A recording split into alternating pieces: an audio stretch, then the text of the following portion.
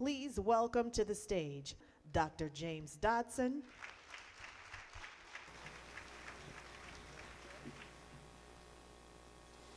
Good morning, brothers and sisters, and ladies and gentlemen. I want to extend a thank you to the Balm in Gilead for the opportunity to be here.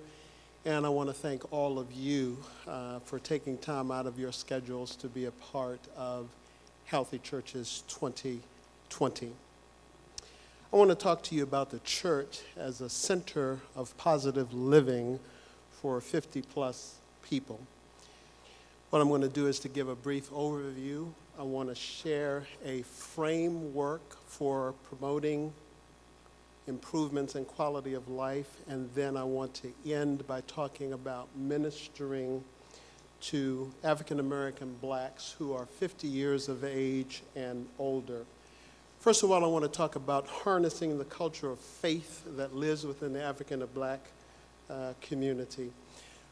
In terms of the numbers, there are approximately 11.5 million African American blacks who are aged 50 and older, which accounts for about 10.4% of all the 50 plus in the United States. It's estimated that by 2020, that number will rise to 12.7 million, which will increase to 10.7% of all 50 plus. So the number is significant and it is rising. In terms of the church, religious activities and charitable giving are top social activities in which African American blacks 50 plus are involved. At least 3 out of 4 indicate that they are involved in one of these activities, and about 80% of adults, AAB 50 plus, are involved in religious or spiritual activities. Now I want to talk about, I clicked too fast. God, faith, spirituality, and faith-based activities are therefore very important in this segment of the population. Communities of faith are thus ideally positioned to be able to harness this culture of faith and channel it toward improving quality of life. With that in mind, I want to talk about a model, an integrated model for improving quality of life, referred to as a social ecological model. This model describes the dynamic interrelations between various personal and environmental factors that influence us. There are 4 levels in this model. We have the individual level, relationship level, community level, and societal.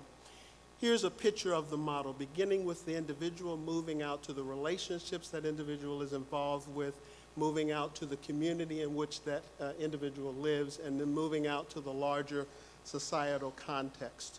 Let me just talk about each level, and then I'll make some comments after that. At the individual level, what we're talking about are individual biological characteristics, including genetics.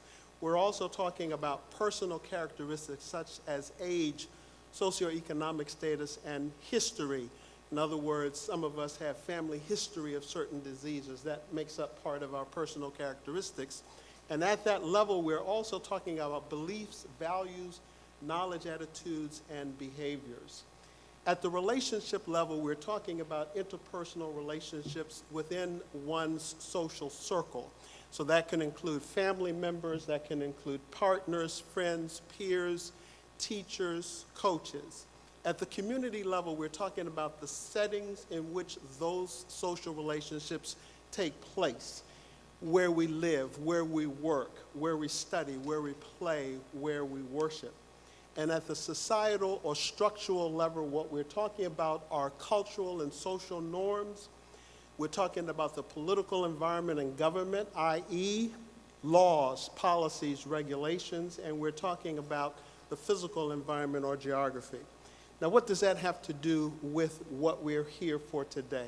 Just 3 key points. First of all, these factors may either be positive or negative. At any one of those levels, they may be positive or negative.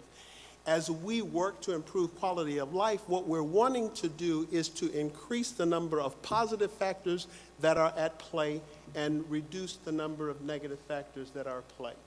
Influence on quality of life among these factors is typically interactive. Rarely is there one factor that is at play in the quality of life we're experiencing. Typically, there are multiple factors that are interacting together. That means that synergy of effort is essential as we're working to improve quality of life. We've got to give attention to all four levels. Yes, it is a great message to say that we should exercise, but we also have to look at how we can leverage relationships, how we can leverage community settings, and how we can leverage societal and structural factors to influence the kind of behavior that we're looking to see. And partnerships become extremely important in that kind of approach. Let me give you an example. Let's say that a church decided that it wanted to do some sort of ministry for its caregivers. At the individual level, we know that those caregivers need a certain amount of information and knowledge to be able to take on the role of caregiver and to be able to manage those responsibilities. So the ministry at that level could focus on educating them about preparing for caregiving and about what resources are available and about how to manage those responsibilities. But relationships are important. And so what I would want to do is encourage them, have our church develop a caregiver support group so that that caregiver or those caregivers in that congregation have some social support to help them on their journey as caregivers. It also could be a care buddies ministry where you actually have individuals going to help out individuals who are caregivers. At the community level, what we'd want to look at is how can we make sure that the environment of our house of worship is conducive for the caregiver. If the caregiver is wanting to bring the person he or she is caring for to church, is the church accessible so that those with physical and mental disabilities are able to easily enter and appreciate the service? At a societal or structural level, what we're looking at is how we can advocate for policies, how we can advocate for laws that help caregivers. One such law, which passed the Senate earlier in September, is the REACH Family Caregivers Act. It is still pending. It needs to pass the other House of Congress. And so another way that a church could be involved is participating with others who are advocating for the passage of that law. So that is an integration of that integrated model in working towards providing support for caregivers. Now I want to talk about the church as an agent to equip and empower individuals to live their best lives. We sometimes have this notion that when we reach a certain age, we stop dreaming, we stop living, we start pursuing, we stop thriving, and nonsense. At AARP, there's nonsense. 50 plus, 60 plus, 70 plus, it doesn't matter. We want all to live their best life. Our vision, amen.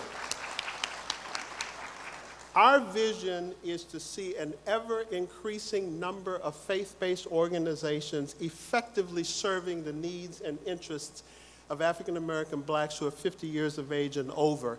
And to that end, we recently released a new resource, which is the African-American Black Faith-Based Initiative Toolkit, which is one resource that may be used to that end.